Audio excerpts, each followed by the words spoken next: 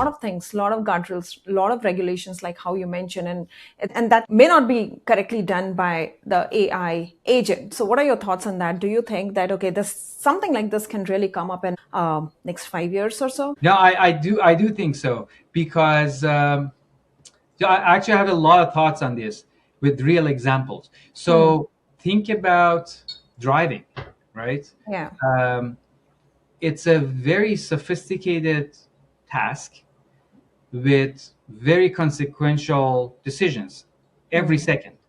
People can easily die. People do die. Tens of thousands of people in the U.S. alone every year, because of mistakes or failures. Yet they're here. I've taken self-driving rides myself, and sometimes what I've seen people like mentally, get stuck on is this uh, Netflix mentality of Black Mirror. Like one morning you wake up and they've taken over, right? In reality, it it's much more gradual. Take that driving example, self-driving, for example. 25, 30 years ago, we used to, from going A to B, we used to look things up on a physical map. We decided the route. We even asked somebody in the gas station. We drove. We made all of those decisions, right? 20 years ago, we started to give up the routing part to MapQuest and said, hey, what's the route? And it gave it to us. We printed it, but we still made the decisions. 15 years ago, we gave a little bit more. We said, hey, TomTom, here's my destination. Just tell me.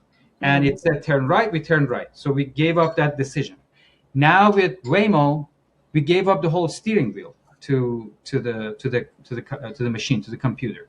And that's to me a perfect proof that these information-based problems, they may not happen overnight. They will not happen overnight, but they will happen step by step.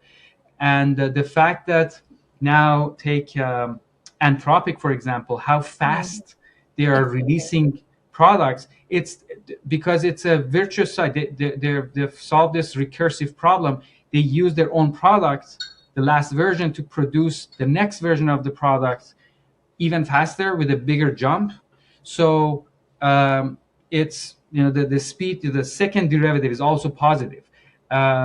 So by the same token, yes, these are hard problems. I don't know, 5 years, it could be 7 years, it could be 4 years, I don't know. But it usually starts from with human in the loop. Actually starts from, I'm still the human, but I use these co-pilots next to me. But then over time, human nature, you start to get more and more comfortable as you see that, yeah, usually almost every time it gets it correctly. So you start to, exactly like driving example, you start to check less and less. You just put the query in and you pass on the answer. And over time, it starts to create that trust. And in the meantime, the technologists see the issues, fix it, improve it. And before you know it, one morning you wake up and they're here. The first instinct when technology like this happen is to just slap this new tool to your existing process. And I have another historical parallel for that. When the steam engines were invented in this is early 1800s. Before that, the main source of power for textile factories was the streaming water, rivers. So they had these wheels that would turn with that energy, and that would run your whole factory. A consequence of that was that all these textile factories were bound to being next to a significant river. When steam engines were invented, the first exact parallel to what we have today. First instinct was, let's rip off that wheel, replace that with steam engine. Yeah. It was good. They got like 2x, 3x efficiency boost, but they were still in the mines. Textile factories were always next to rivers, even though they did not need the rivers anymore. It took them like 10, 20 years of, the whole society or the industry people to understand that, you know what, we are not bound to that anymore. We can reinvent the whole process by taking our textile factories next to the population centers Mhm. or ports or cities where the workers are, and take advantage of this new technologies, the steam engine, in this new way by redefining the whole process. Exact same thing you still see if you go to the landing page of ChatGPT. It almost exactly mirrors Google search. It's a Mm. blank page with a search box, text Yeah. box, um, as opposed to now we are starting to see these agents that work under the hood to do a myriad of things, which is a totally new way process of doing things, which is the usual trajectory. So people start with a lot of imaginations at the beginning because they don't know exactly what they're dealing with, and they start to slap the technology to their existing processes. The results are naturally limited. It's Mhm. good, but not as exponentially impactful. It takes a while for the brains to adjust and see totally new ways of designing the process, redesigning the processes. I'm seeing this firsthand in pretty much every industry that I'm engaged in these days.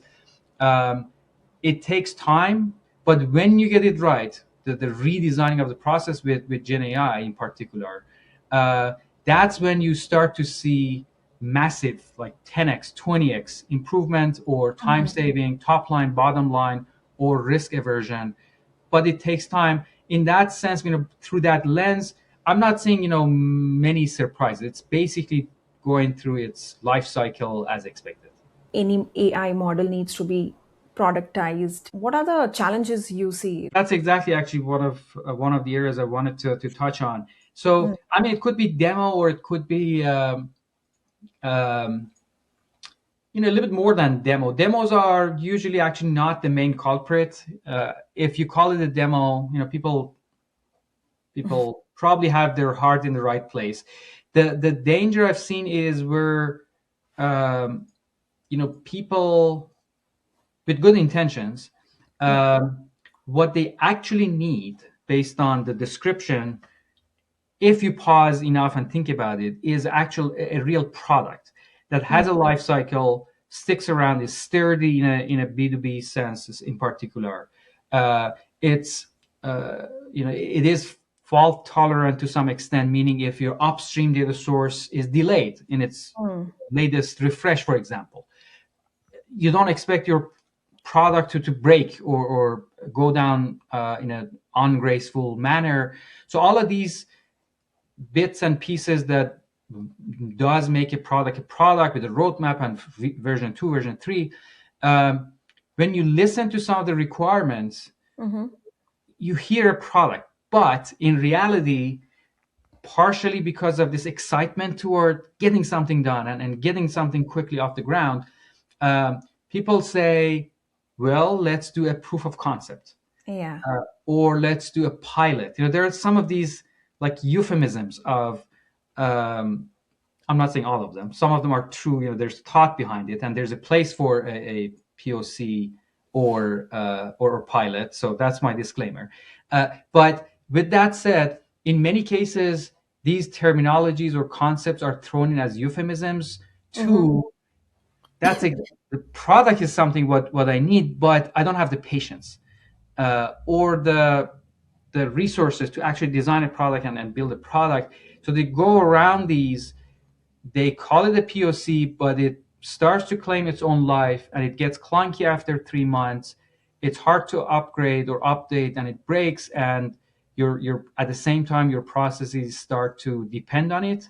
So it becomes harder and harder to get this faulty piece of process or software out of your system. So that is one of the challenges that I sometimes see, basically hitting that sweet spot between enthusiasm of the business, your users on the one hand with AI, and on the other hand, the rigor of actually thinking through what is what the need is, designing and building, whatever it may be. Sometimes it's a pilot, that's what you need, but sometimes you don't. You need something more thought through. And sometimes it's like pressure from the advancements of AI world. Everybody is doing this, and let's do this as well in our FOMO. Yeah, there's FOMO. Yeah, absolutely. yes, oh, FOMO.